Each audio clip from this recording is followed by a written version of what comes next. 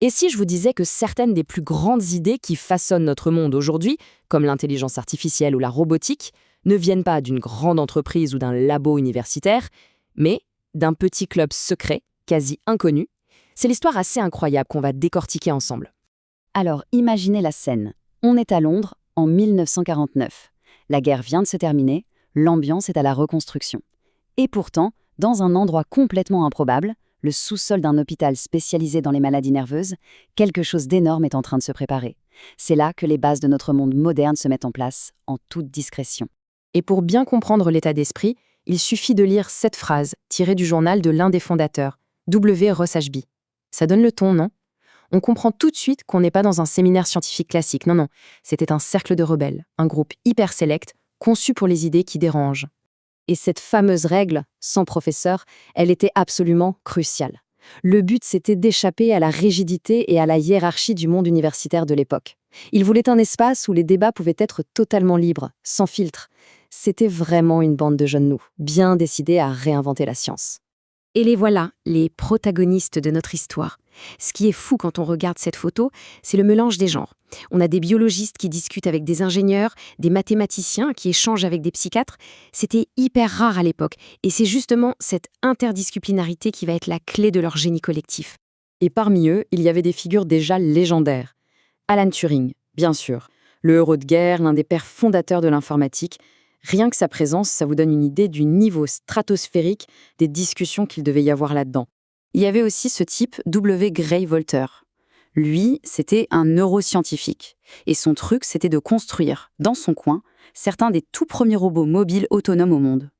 On va y revenir parce que ce qu'il a fait est juste bluffant. Et enfin, n'oublions pas W. Ross Ashby, le psychiatre et pionnier de la cybernétique, celui qui développait des théories complètement nouvelles sur le cerveau adaptatif. C'est de lui qu'on a lu la fameuse citation au début. Bon, la question qu'on peut se poser, c'est comment est-ce qu'on entrait dans ce club si exclusif? Eh bien, les critères étaient pour le moins originaux. D'abord, il fallait avoir compris les concepts de la cybernétique avant même que le livre de référence soit sorti. Ensuite, règle d'or, ne pas être professeur. Et enfin, les deux critères non dits, être brillantissime et savoir argumenter. Le statut académique ne comptait pas, seule l'intelligence brute et la personnalité primaient. Alors, maintenant qu'on a le décor et les personnages, rentrons dans le vif du sujet. Qu'est-ce qui les animait? Quelle était leur grande obsession? Rien de moins que de comprendre les rouages de l'esprit, de percer les secrets de l'intelligence elle-même. Le mot-clé qui unissait tous ces scientifiques venus d'horizons si différents, c'était la cybernétique. C'était un domaine tout neuf, défini comme la science du contrôle et de la communication. Que ce soit dans un organisme vivant ou dans une machine, l'objectif était de découvrir des principes universels communs aux deux. Et voici leur idée la plus révolutionnaire, inspirée par les travaux d'un psychologue de génie, Kenneth Craig. Pour eux, le cerveau n'est pas juste un processeur passif d'informations. Non, c'est avant tout une machine à prédiction. Il passe son temps à construire des mini-simulations de la réalité pour essayer d'anticiper ce qui va se passer ensuite.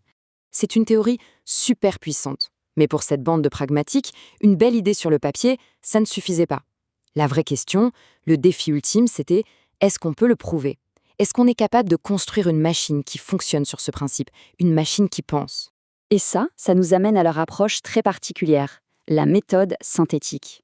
L'idée était à la fois simple et radicale.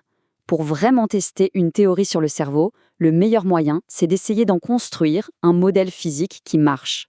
Et voici l'une de leurs créations les plus célèbres, l'homéostat d'Ashby. C'est quoi ce machin? Imaginez un système électromécanique et peu importe comment on le perturbe, peu importe le désordre qu'on y met, il va toujours de lui-même trouver un moyen de revenir à un état stable. C'était une démonstration physique de l'apprentissage et de l'adaptation. En gros, un cerveau dans une boîte. Et puis il y a les fameuses tortures de Gray-Walter. Et attention, ce ne sont pas de simples jouets. On parle ici des ancêtres de nos robots autonomes. Elles pouvaient explorer leur environnement, réagir à la lumière, et, le plus incroyable, quand leur batterie était faible, elles trouvaient toutes seules le chemin vers leur station de recharge. C'était une modélisation d'un comportement adaptatif complet. Écoutez cette observation incroyable de Walter lui-même. Un jour, il voit un de ses robots face à son propre reflet dans un miroir. Il dit qu'il s'est mis à gigoter comme un artiste maladroit. C'est fou, non? Il décrit un comportement qui évoque une sorte de conscience de soi primitive. Leur création soulevait déjà des questions philosophiques absolument vertigineuses. Bon, toutes ces expériences peuvent sembler un peu artisanales avec le recul. Mais c'est maintenant qu'il faut faire le lien. Comment est-ce qu'on passe de ce petit club un peu obscur à la technologie omniprésente qui domine nos vies aujourd'hui? Un premier élément de réponse, c'est ce chiffre, 7. 7 membres du club sont devenus membres de la Royal Society, qui est l'une des plus hautes distinctions scientifiques britanniques. Ça donne une petite idée de l'incroyable concentration de talent qui se trouvait dans cette pièce. Le club était aussi qu'un formidable lieu de pollinisation croisée des idées. Prenez la théorie de l'information par exemple.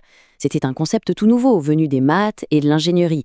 Eh bien, dans le club, les biologistes l'ont découverte et se la sont appropriée pour l'appliquer au système nerveux. Ce genre d'échange a été un accélérateur d'innovation incroyable. Et concrètement, leur héritage, on le retrouve où aujourd'hui? Eh bien, un peu partout. Quand on parle d'IA ou de machine learning, l'idée d'une machine qui s'adapte, ça vient en ligne droite de l'homéostat. En robotique, les tortues de Walter sont les ancêtres de tous les robots autonomes. Et même les neurosciences modernes reposent encore sur leur idée du cerveau comme une machine à prédiction. Leurs concepts sont devenus le fondement invisible de notre monde numérique. Finalement, la grande leçon de cette histoire, c'est peut-être que l'innovation n'est pas qu'une affaire de gros budgets ou d'institutions prestigieuses. L'environnement, la culture, c'est tout aussi important. Il faut réunir les bonnes personnes, les laisser se poser les bonnes questions et surtout leur garantir la liberté de débattre sans contrainte. Et ça nous laisse avec une question pour notre époque. Dans notre monde obsédé par les startups et les levées de fonds, que peut nous apprendre l'histoire d'un club dont le seul carburant était la bière, des débats passionnés et des esprits exceptionnels?